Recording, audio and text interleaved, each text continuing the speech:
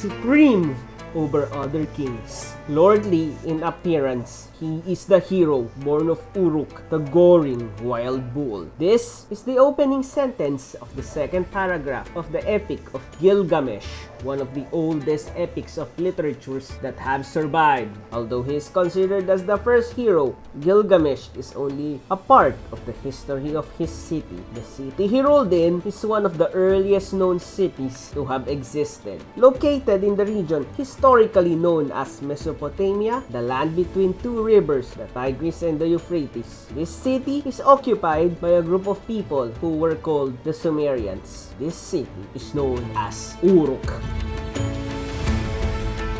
Before we talk about Uruk, how do we define a city? Well, a city is now considered as a place where many inhabitants live in close proximity with one another, with populations reaching around 100,000 people or more. During the time of the Sumerians, a city may have a population of around 30,000 people. City, as mentioned by Uruk in his book, A History of the Ancient Near East, is a hub in its geographical setting, the focal point both for its own inhabitants and for the people living in the countryside. It is also clear that a city does not exist in isolation, since it is also vital to the people who live in settlements near the city. Under this definition, Uruk may indeed have been the first city. The number of people who have resided in its orbit is so great that the people residing in the settlement and its surrounding areas were not limited to the natives of southern Mesopotamia. Some may have migrated from western Iran and some may have come from northern Mesopotamia.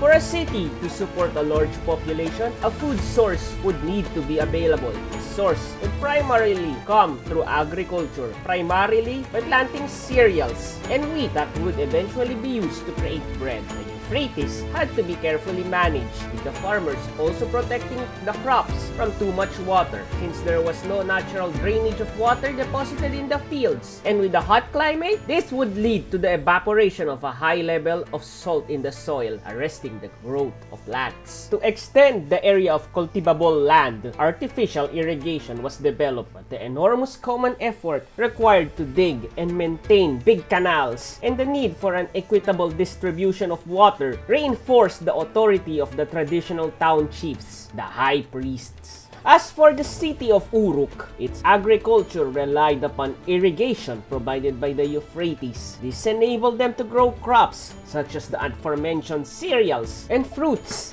such as dates. Additionally, the steppes between the irrigated areas allowed the practice of animal husbandry for sheep and goats. Marshes had a plentiful supply of fish and fowl. Water buffaloes were herded and reeds can be harvested. This setting encouraged labor specialization like fishermen, farmers, gardeners, hunters, and herdsmen who would devote the majority of their time to care for the resources closest to them. Additionally, there were several inventions that accompanied the specialized roles in agriculture. These include the seed plow, sled, chariot, and sail. Inventions were not only limited on the agricultural or field use. Other inventions such as a potter's wheel and casting of copper alloys were done for industrial production. Although a good amount of the population would still perform agricultural activities, some people within the city has focused on non-agricultural tasks. Craftsmen became specialists early in the Uruk period as a result of specialized mass production, and decorated utilitarian pottery was used. A so-called beveled rim bowl was produced rapidly in large amounts, most likely by specialists in a central location. In addition to pottery, the people in Uruk also weaved textiles, smelt metals, and created a cylinder seal. The carved scenes were highly elaborate and refined. Similarly, the late Uruk period shows the first monumental art, relief, and statuary in the round, made by professionals. One of the more enduring works of art during the Uruk period is the Uruk head. The features were modeled with exquisite sensitivity, one of the earliest naturalistic renderings of a face. Perhaps she might be the goddess Inanna. As for the builders of Uruk, they may have experimented with a new kind of small, standardized brick, with the expansion of modular architectural units into large structures, and with various methods of bonding brick fabric to make the structures more stable. With specialization of production, the need for exchange became imperative. Agricultural producers exchanged their produce and obtained tools and luxury items, while craftspeople got their food. Additionally, due to the presumed agricultural and livestock surplus, decisions on how to deploy this staple surplus may lie in the heart of the new social stratification. Some people produce raw materials for food and clothing, and others decide what it is to be done with these goods and oversee their distribution to non-producers. These distributions were both in raw form, as barley, wool, vegetable oils, and animal fats, and in prepared form, such as bread, textiles, and fermented beverages. Some type of authority would be required to organize this, and they had to rely on an ideological foundation to make it acceptable for people to contribute part of their production. In the Uruk period, religion provided that ideology. This could impel people of like rank to act on their beliefs. Religion provided the non-economic means of regulating production and distribution.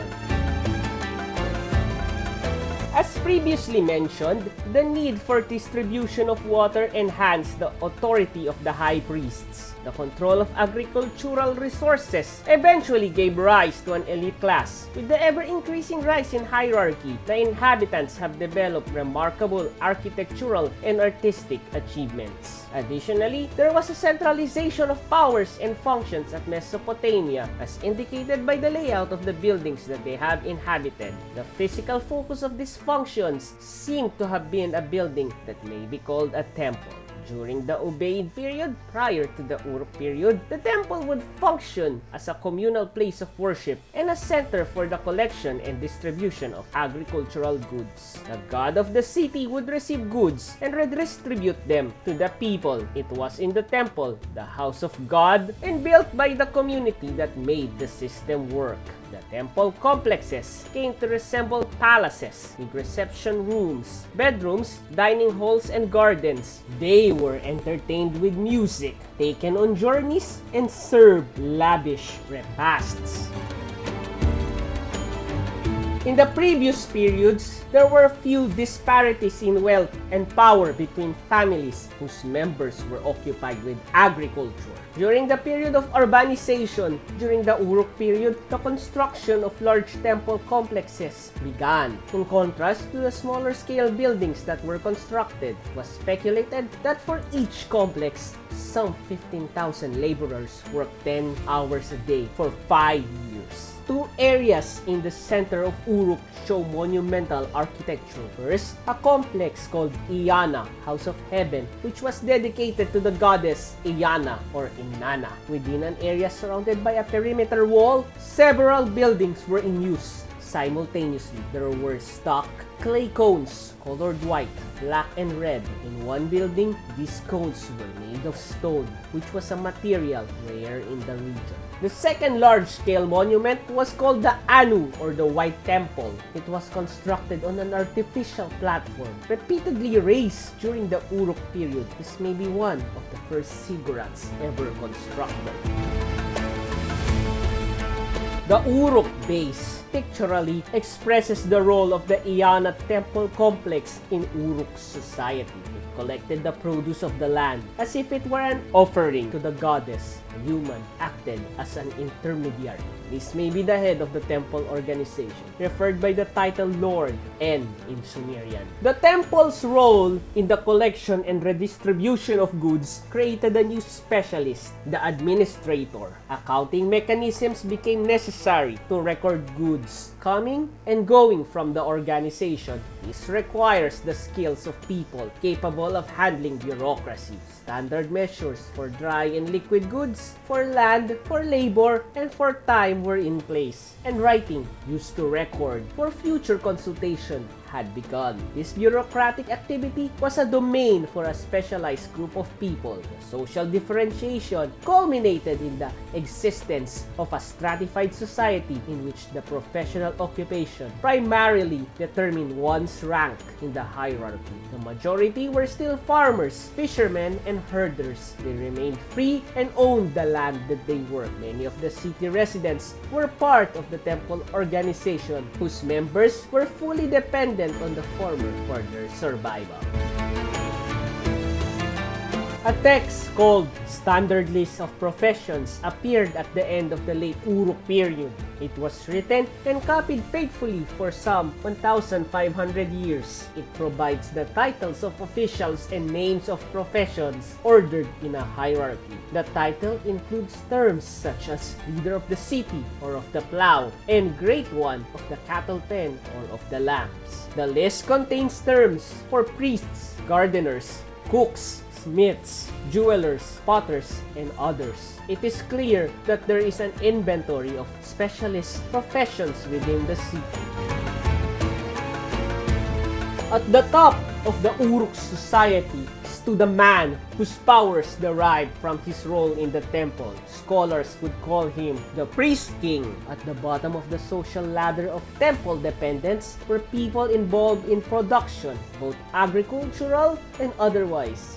The temple may have a staff large enough to take care of all its needs. In the 3rd millennium, dependent laborers received rations, fixed amounts of barley, oil, and cloth as a reward for their services. This system may have existed in the Uruk period. The Uruk 4 tablets contain accounts of grain distributed to workmen. The issuing of rations may explain the abundance of the bevel-rimmed bowl in the archaeological record. They may have functioned as containers for measuring barley rations. The first appearance of a bevel-rimmed bowl may attest to a system of grain distribution during that period. A fundamental opposition could have existed between the temple dependents, who were provided for but unfree, and the inhabitants of the countryside, who were free but uninsured against disasters like bad harvests. Temple was the focal point for all, and through its collection of tributes, drew the region together.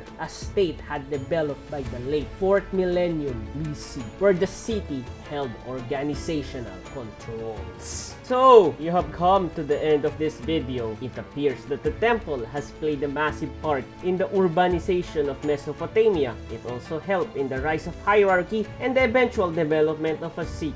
So, thank you for watching this video. If you really like it and want other content, feel free to subscribe. And if you think there are any corrections, leave a comment. Thank you.